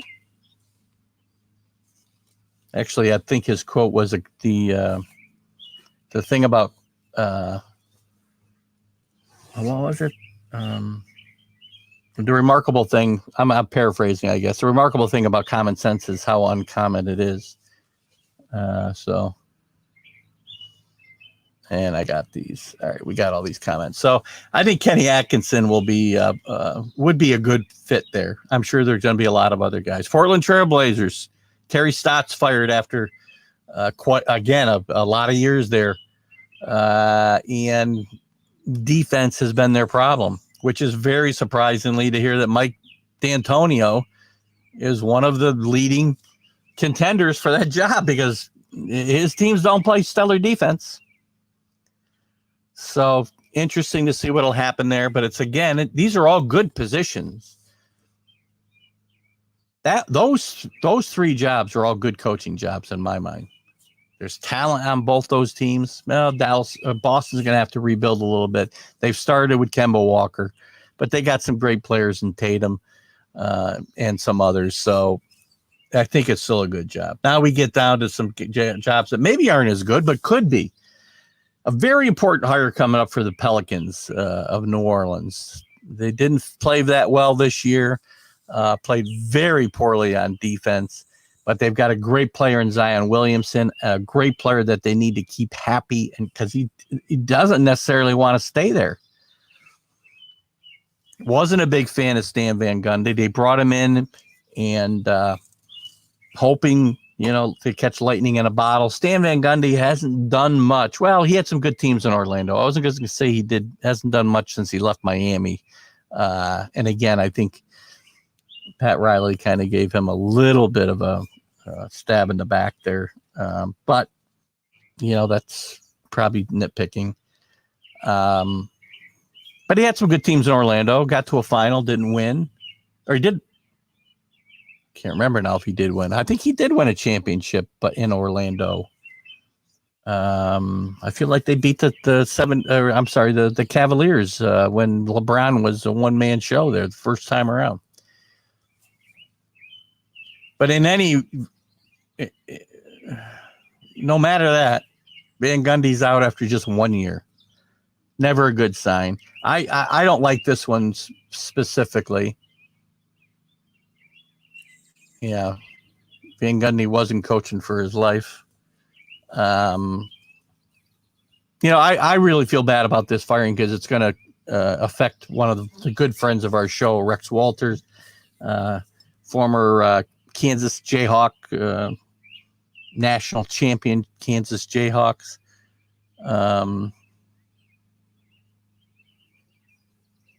And he's been a coach around in college. He was head coach in college quite a bit. Banged around the NBA with Stan Van Gundy a couple of different times, and he's a really good guy. And I hope he lands on his feet here somewhere. Who's up for that job? Don't really know. Not sure that it's going to be a widely sought after job for a lot of guys. I'm not sure that, other than Zion Williamson, there's not a lot going on there. Ball's liable to go. I don't know. So you may get an unknown coming out of there in that job. The Washington Wizards, a little surprising that Scott Brooks was not retained. He didn't get fired, but they couldn't come to agreement on a new contract. So I guess it ends up being the same result. There's some talent on that team in Beal and Westbrook. But Beal's contract's going to be expiring, so that's going to be a problem there. So this may be a tough sell for a new head coach as well. And again, it could be a place where you're going to get a young guy. You may get a guy like Wes Unseld Jr., who's really been, paying his dues. And it could help Bradley Beal stick around, as he's been, somebody that Beal has worked with very closely in his career with the Bullets. So we'll see. The Bullets. It seems like every team that changes their name for some kind of politically correct reason, I have a hard time going to their new name. I still call the Wizards the Bullets. We all know what I do with the Washington football team, and we won't say it today because it probably gets me kicked off of Facebook. Don't know exactly what, but so those are coaches. Those are the positions that are open now: the Celtics, the Mavs, the Pelicans, Boston, and the Wizards, and possibly a couple other places will open up. If Carlos gets his way, the next job will open up.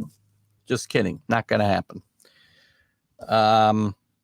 But the NBA is a very volatile place for coaching turnovers. So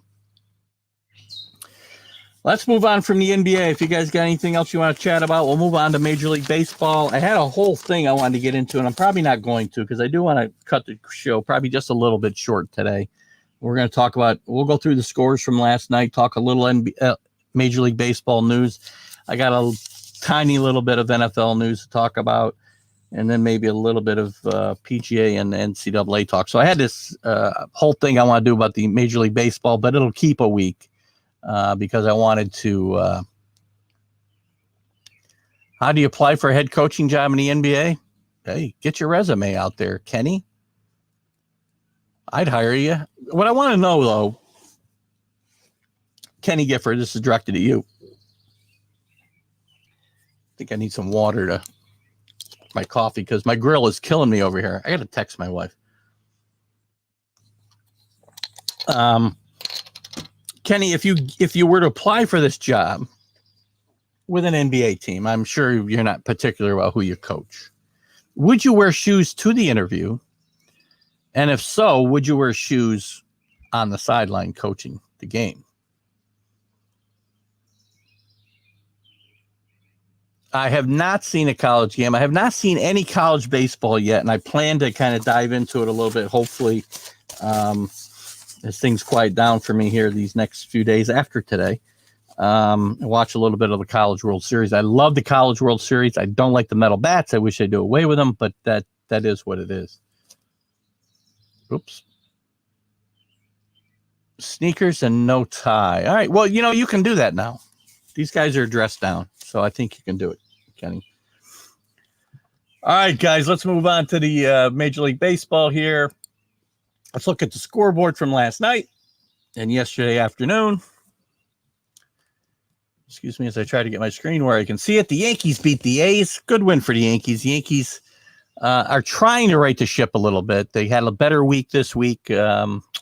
They pulled within 5.5 games of first place with the Jays finally starting to lose. I think the Jays lost 5 in a row now. But Chad Green gets the win here. Luzardo gets the loss. Chapman with the save. Chapman's pitched better since he gave up the 2 2-run home runs, I think, against the Rays a week or so ago, a little over a week ago. Urshela, who's playing very well, had a very scary moment where a piece of the bat got lodged in his eye the other day, but he came through that. And Urshela's been playing well. He's had some big hits. Cliff Frazier, 2 for 2 yesterday with a couple of doubles, and that's a big start for him. He's got to start hitting. Yankees still have some problems, guys. Still have some problems they got to sort out. I was going to jump into this later, but yes, Sanchez is actually playing decent baseball at the plate anyway. I got to tell you, I watch him behind, and I don't want to get off on too much of a tangent. I want to do the scoreboard, and then we'll go to this stuff, but Sanchez behind the plate still scares me. I watch him. It looks like he's crossed up on half the stuff that's coming to him. And it's just kind of scary. The Yankees aren't hot, Billy. I mean, they're playing better baseball, but, they're only, let me look at the standings here quick. They're only 6-4 in their last 10. I mean, it's okay. They won 1 in a row.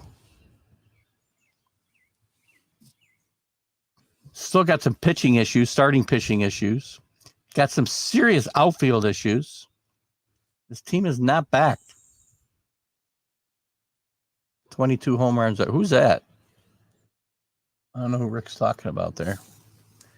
Because I haven't looked at the overall stats here today. So anyway, back to the scoreboard.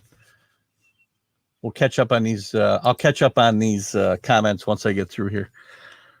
The Mets win 5-1. The Mets, and I got something to talk about them too coming up, but I'm not going to jump into it right now. Loop gets the win. Ross gets the loss. Lindor maybe finally starting to get it together. 3 for 4 yesterday. Couple home runs. If he gets hot, watch out. The Mets are in a good position in that division. And I've got a couple of thoughts about that that I'll share after we go through this, when we talk about the standings and such. Trey Turner did go 3 for 4 for the Nationals. Nationals fading out of sight. Marlins beat the Cubbies. The Cubbies are starting to come back to earth a little bit off of after a really good month. They're still tied for first. They'll probably be buyers once we get to the trade deadline, which was a topic I was going to get into today, but we're probably going to leave that for next week. What else we got? The Indians lose to the Pirates. Seems like the Pirates who win every Saturday. Seems all these teams that stinks, other than the Diamondbacks who have lost 15 in a row. All these teams that always win the day I'm going through the scoreboard. But they win 6-3. Stratton gets the win. Shaw gets the loss. Ramirez for the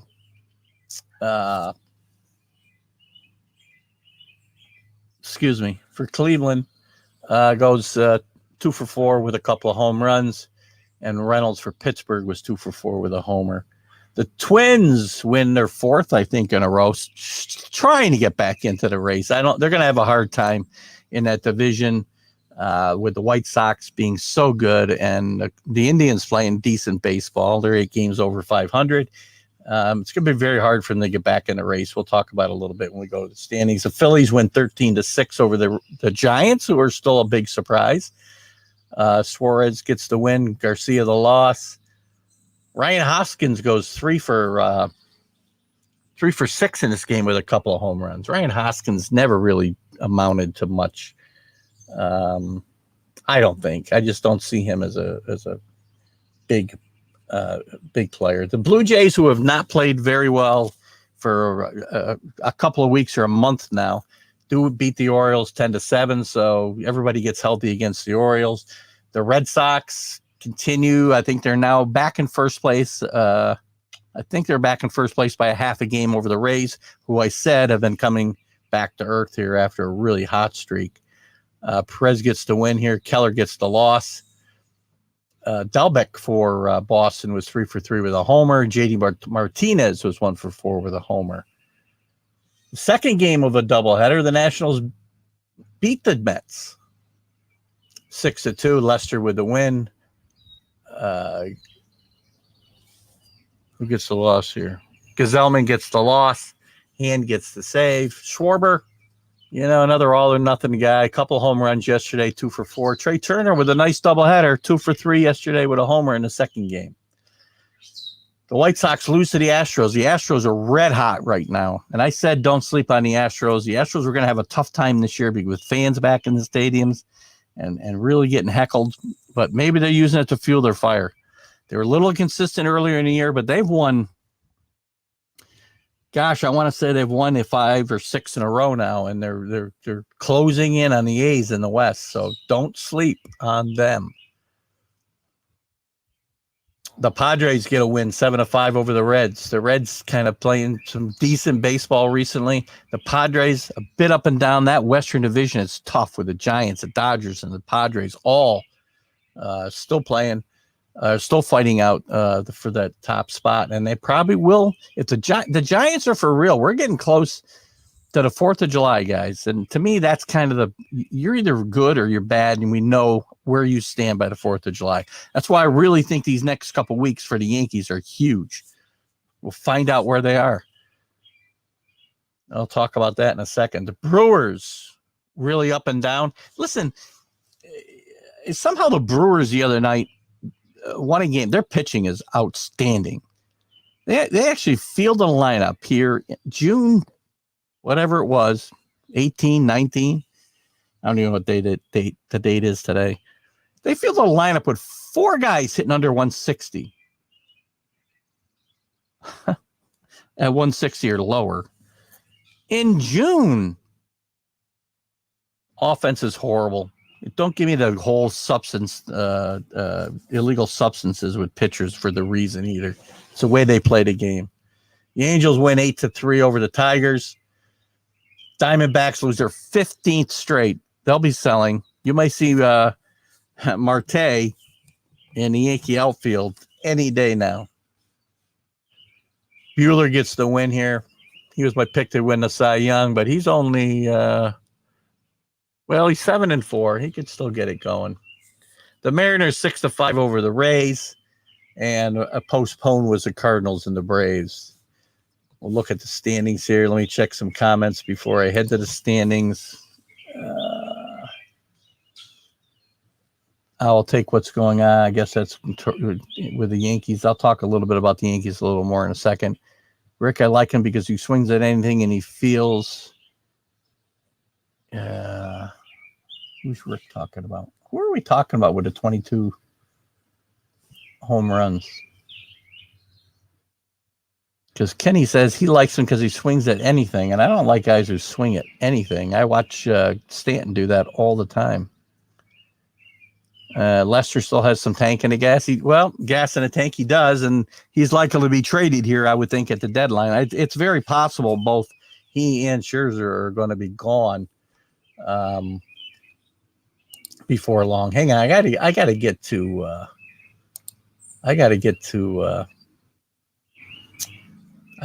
see who's got 22 home runs. I don't know why I'm flabbergasted on this, but I am. So give me a second. Well, we got three guys. Ohtani, which, by the way, Ohtani's going to be the first pitcher ever to participate in the home run championship, and that's who they were talking about. Okay, Ohtani. He's a great hitter, and I think the Angels are really messing with fire, probably letting him pitch. I mean, he's a decent pitcher. He throws hard, though. That's all he does. He doesn't have great control or great command. I think they're playing with fire, allowing him to continue to pitch, but, we'll see about that. Let's get back to the standings. I think I caught up on the comments. Let me go. Look, we'll just give a quick rundown of the standings, and then we're going to move on because I'm not going to finish up early today from the looks of it, which is fine. I love being with you guys. Happy Father's Day. I'll say one more time to you guys that are dads: Bill Pulver, Rick, Kenny, Carlos. I believe you're a dad. Drew, I know you're a dad. Anybody else who I'm missing? Not sure about some of your other situations. If you're dads, happy Father's Day. Let's look at these. The Red Sox, as I said, got back into first place, helped by the Rays, losing 5 straight and going 4-6 in their last 10. They're now a half game ahead. Yankees did close the gap from about 8 behind to 5.5. But I'm telling you, look at the next 2 weeks are huge for the Yankees. There's still problems with the depth in the outfield.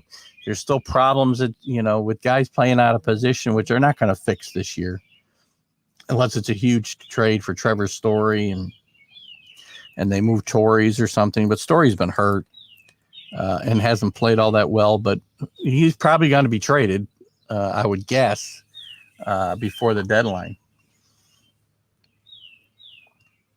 And Carlos says, happy Father's Day to all you guys.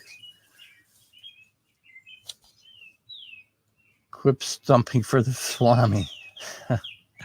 I did promise you guys I didn't move on from the NBA playoff thing here. Bill, you didn't give me my little heads up about I increased the size of my screen and I can't see my banners. I'm on the end. Let's just go back to my main thing here because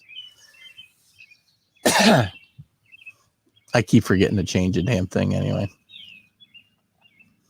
All right. So what were we talking about? The standings? Contract for contract. It's possible. You're going to see some interesting trades. Conforto, the Twins for Berrios, maybe. Next week, guys, we're going to jump into that topic. Probably as the trade deadline gets closer. It's going to be getting closer. We're going to talk about potential buyers and sellers. I was going to do it today, but we're spending as much time as, and I want to with Jim because I really am interested in. I love the NHL playoffs, especially when you get all these game sevens. So back to the standings. We're still in the East, right? Talk about the Yankees.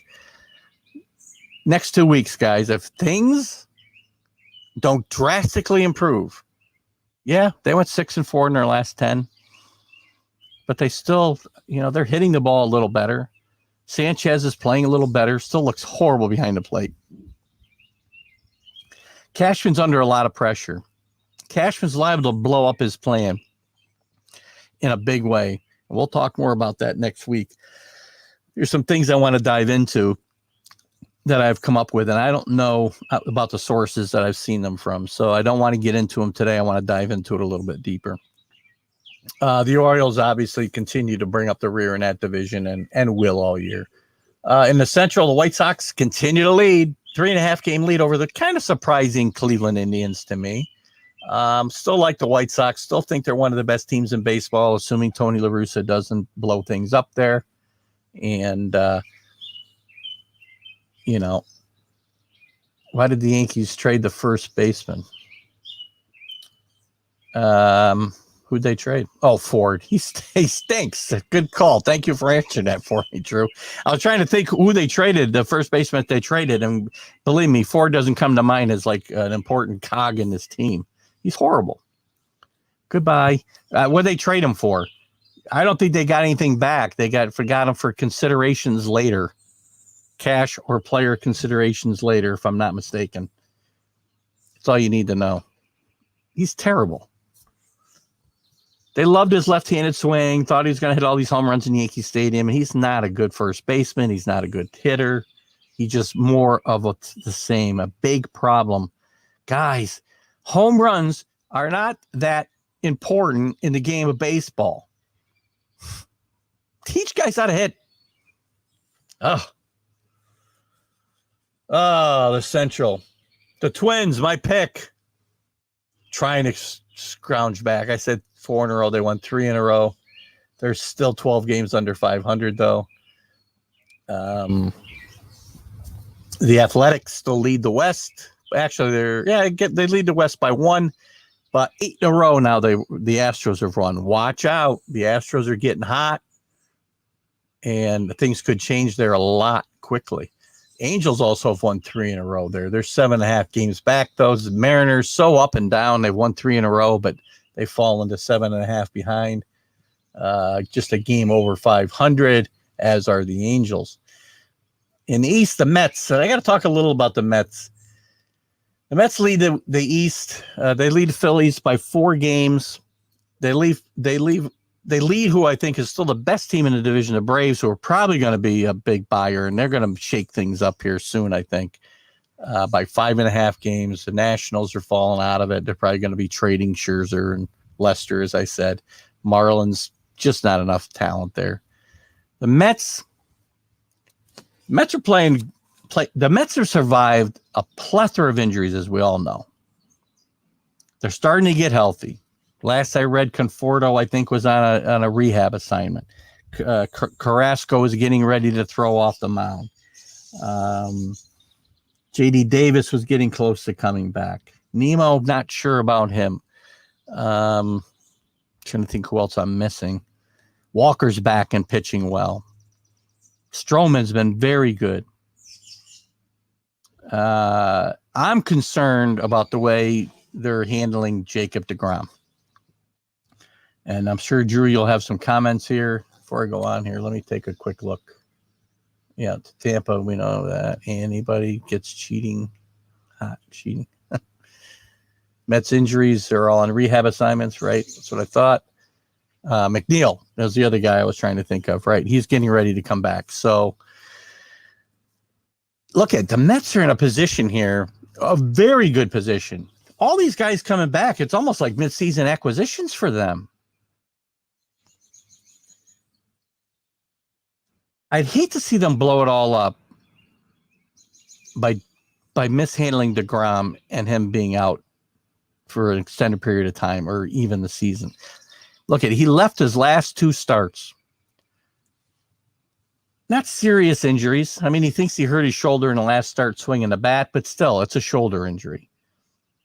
I get a little worried when I read doctor's reports that say his shoulder looked like any other. The MRI showed a shoulder like any other pitcher. Well, that's not probably good or unexpected.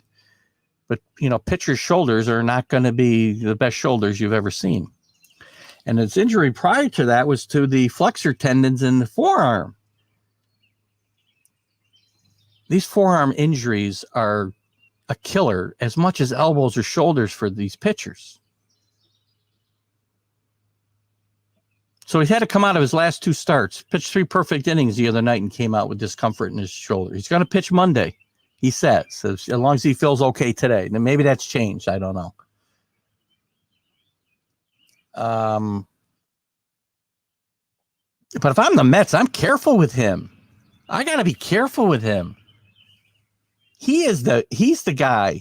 This guy's the best pitcher in baseball.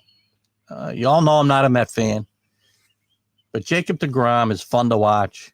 What's his earned run average? 1.54, I think. I'm sorry, 0.54.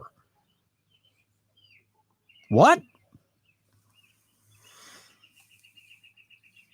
Be careful. Shut him down for a couple of weeks. That's my opinion. I don't run the Mets. I'm not a Met fan. Met fans may have a totally different opinion, but if I'm a Met fan, and this is odd coming from me because I'm not a guy who normally talks about coddling players, but he's the franchise, guys. You're not seeing Syndergaard come back this year. That's for sure. Well, it's not for sure, but I would think he's been shut down for 6 weeks. I can't see how he's coming back. And if he does, he's probably going to pitch out of the bullpen. You can't lose to Jacob deGrom with the momentum you've got going here, I think, and the way you stayed in this race, not stayed in the race, but taking control of the race with all your players hurt. Shut them down for 2 weeks. Nobody's playing any kind of good baseball in this division except the Mets.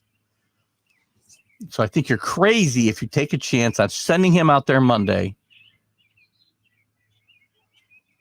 There's got to be a better plan than that for the short term. Shut him down for a couple of weeks. Miss 2 or 3 starts. Not that big a deal. I know Drew's got a couple of things here. Injured Mets. I said that. I said that. deGrom turned 33 yesterday. Yes, he's not a young guy either. Topic for another show. Jacob deGrom might be I think I said this maybe last week.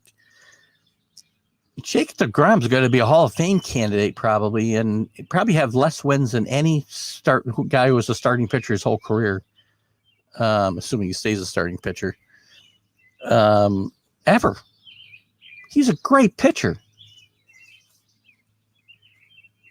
And he's probably going to have some kind of, support for the Hall of Fame at some point in his career, or at some point in his career, just when he's retired. And he should. He's a great pitcher. He played on some teams that have not won for him, not scored runs. He never got runs scored for him.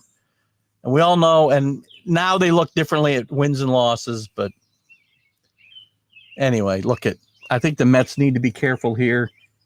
Drew, I'd love to hear your comment on this, as that's your team, and obviously you follow the game pretty closely. So if I'm a Met fan and I'm the Met management, I'm playing it a little closer to the vest here and give him a little downtime, just to make sure everything's okay.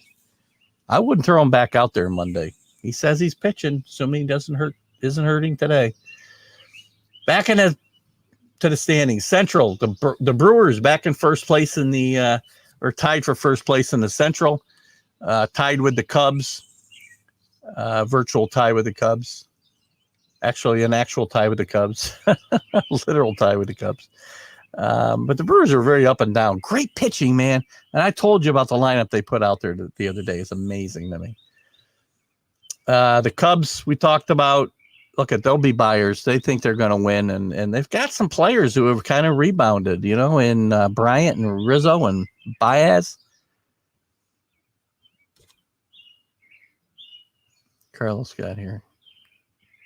I don't know about a few months, Carlos, but at least a few weeks. You can't shut them down the entire season. Maybe you shut them down for a month. Again, assuming nobody gets hot in this division, they're going to be pretty comfortable, but couple months might be too much. Who else? The Reds, after a great start, got really cold and have been playing really good baseball. Back to game over 500, only 3 games out of first place. Cardinals have not played well recently. They've fallen to 3.5 games out. And Pittsburgh is Pittsburgh.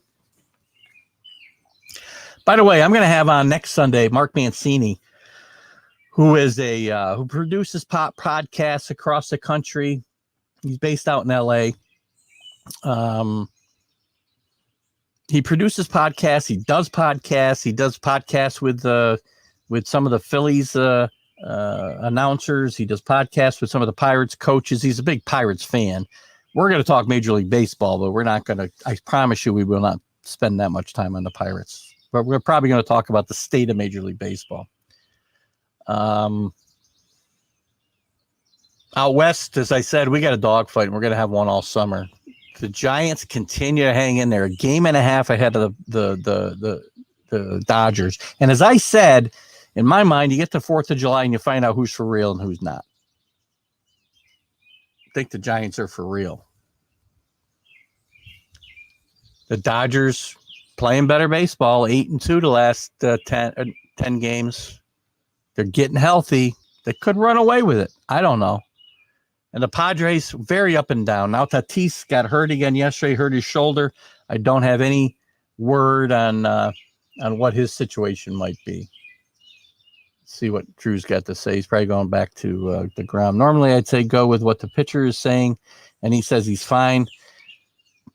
Yeah, I'd give him a little rest. I get going with the guys, but you know what? A guy like a competitors, too many of these guys are competitors and want to pitch. There's a lot of guys I know looking to come out of games at the first sign of trouble. That's not Jacob deGrom. And you got to be careful. You might have to save him from himself, Lucchesi is out. How do you know that Ellen is not I don't know. I got a pretty good feeling she's not, but they will break down. Dodgers older. I don't know. The problem is they're also deep. They're skewed up because of Kershaw, the starting pitching. Buehler's not that old. They got some young pitchers. Anyway, the Padres are struggling a bit, scuffling around at 4-6 the last 10. Couple of the notes that I had as you guys maybe put some last comments in if you have them about Major League Baseball. I'm going to move on to my last couple topics because it looks like we're going to full 2 hours, so that's fine. Buyers and sellers, we're going to skip. I might even do that with Mark Mancini next week, or I may do it in a couple weeks and have Drew on, and maybe we recap we'll be pretty close to mid-season. We may have to recap our preseason predictions. That'll be fun, huh? Ohtani, we talked about being the first pitcher ever in the home run derby. Home run derby is not a big deal to me, but that might get me to watch a little bit. And Major League Baseball, this might eat up the rest of my show. Major League Baseball to start checking players on Monday for pitchers for foreign substances. If you guys haven't heard this, oh God. Try not to get ticked off here. Every pitcher is going to be checked when he leaves the game. Starting pitcher, the next guy who comes in. Every pitcher except the closer. The closer will be checked when he comes in the game. I'm not sure what the penalties are because I get so ticked off about this whole topic. First of all, we're so worried about the speed of baseball games, and we got replay that's out of control. We got the strike zone. Well, maybe we're calling it strike zone now, which is one reason hitting's down. So call the strike zone. And now we're going to add to it by checking the pitchers when they come out of games and before they come into games if they're a closer. And how do you decide who's a closer and it's got to get checked? I mean, sometimes it's obvious, but it's not always obvious. Guys, this is ridiculous. And by the way, it's going to get dangerous. I heard Garrett Cole make a huge, and again, if you think it's all about them cheating, it's not. First of all, I don't have a problem in trying to get an edge, as I've said now the last couple of shows, and I'm not going to go into it in detail here unless you guys force me to.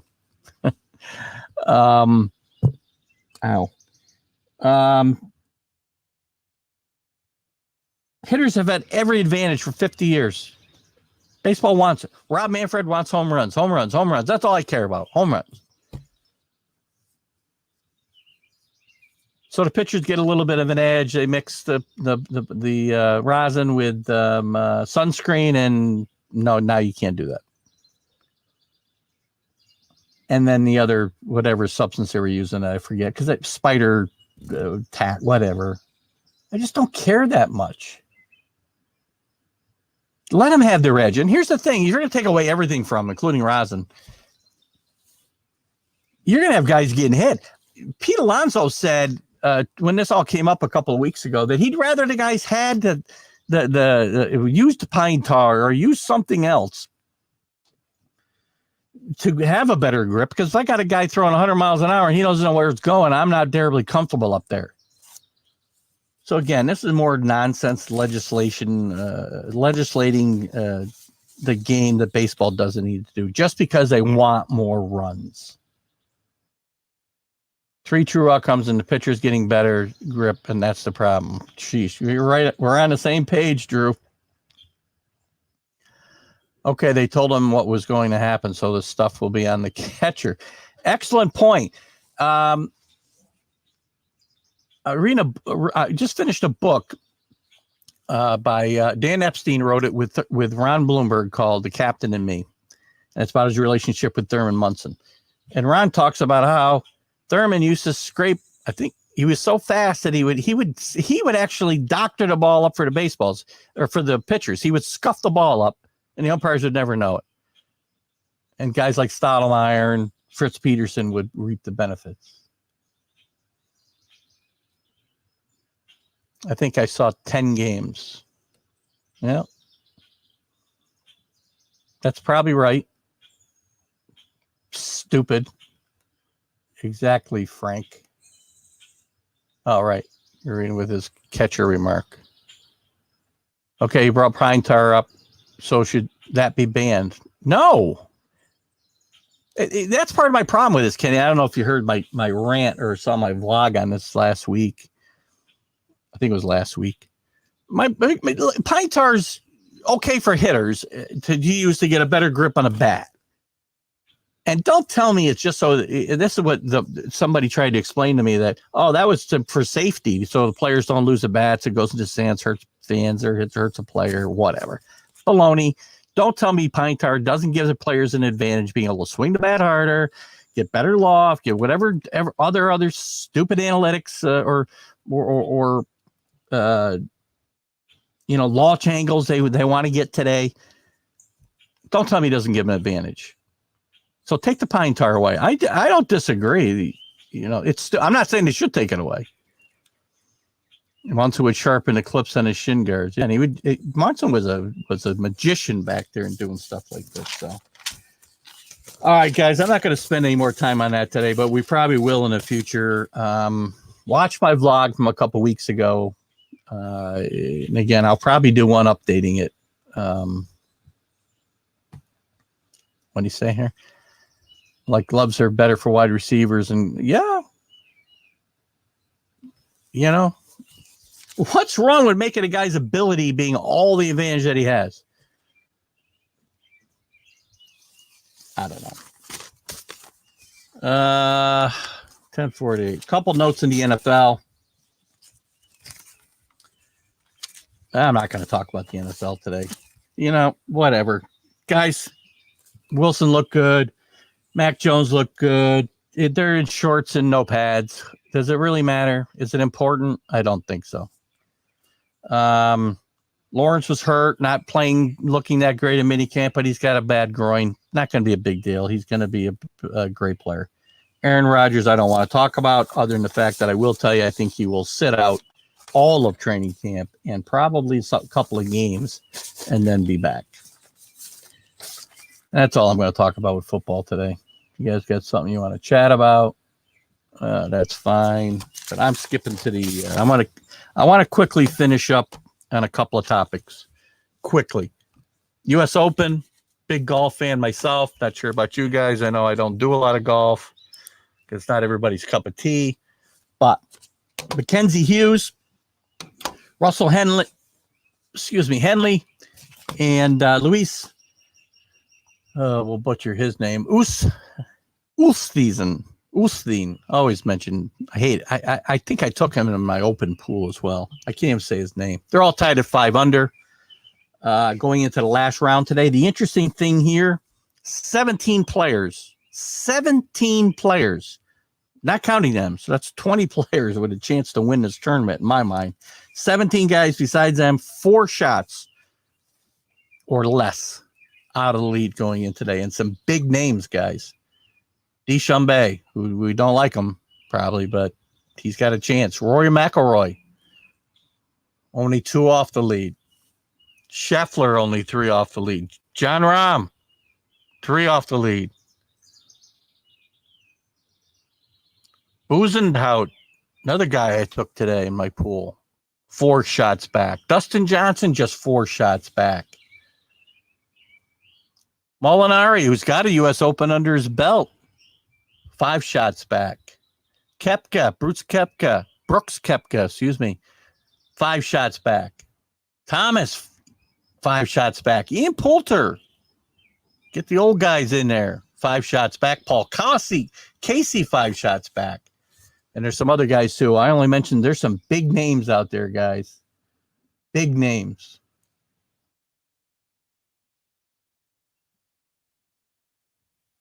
Kenny saying, remember what I said about Lawrence? Ours is 17. I'm not sure what that is. Oh, kitty cat. Thank you, Billy, about the kitty cat. I mentioned earlier I lost what I thought was going to be the immortal Miss Buzzy at 22. So I appreciate the thoughts, Billy. Thank you very much. She was a diva, but she's greatly missed. They dried up the greens for today and picked up the firmness and the speed. So that'll be interesting to see if anybody's going to go, which actually could bring these guys back to the pack too, right, Kenny? So could work anyway, 2 ways. Be very interesting. So I'm excited to see some of that today. I'll probably, actually it starts late, I believe. I'm not even sure where they're playing. Terrible. Where are they? Torrey Pines, South Course. It's funny because the leaders don't even go out till 4 o'clock. 7 o'clock. I guess that's right. It's fairly clear. Absolutely. Gonna be interesting. It's gonna be a fun day of golf. We got a lot of great stuff going on. Great day of golf. We got a game 7 in the NBA. We got a game 4 in the NHL. Lots of fun stuff going on. Baseball. Great day for Father's Day. One last thing I'm going to chat about quickly, and I'm going to dive into this more going down the road. The NCAA is finally talking about expanding the playoff. It won't happen till at least 2023.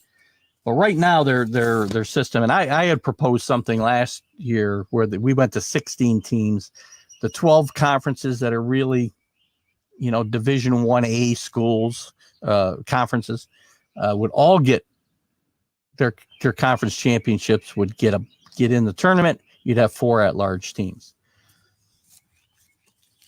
I still like that format. But the NCAA is proposing something that's fairly interesting. I like it.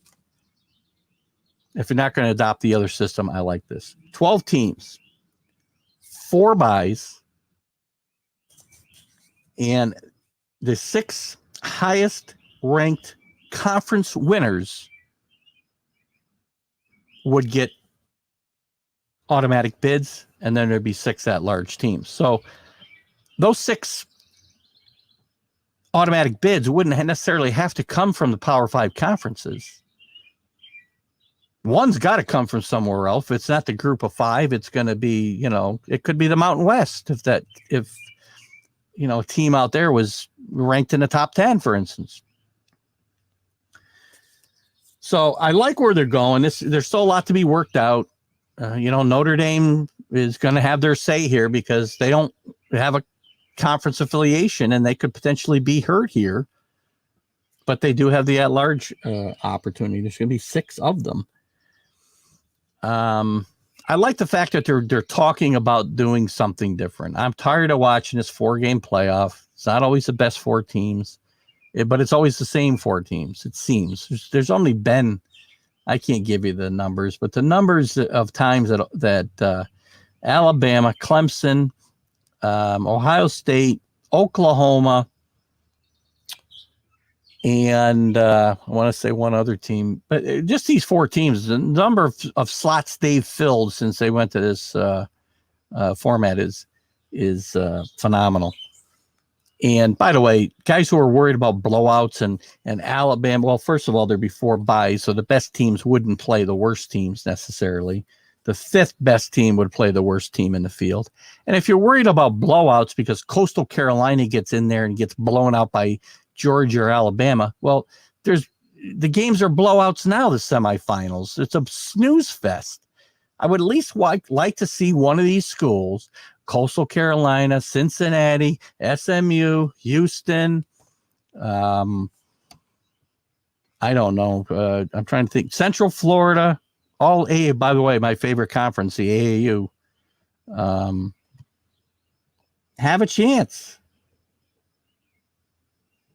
They get blown out. They get blown out. It happens in the NCAA basketball tournament. Who cares?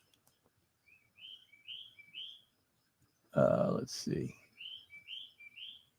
Love seeing it, guys. 4-putt. We're still talking golf here. I missed some golf. Sorry.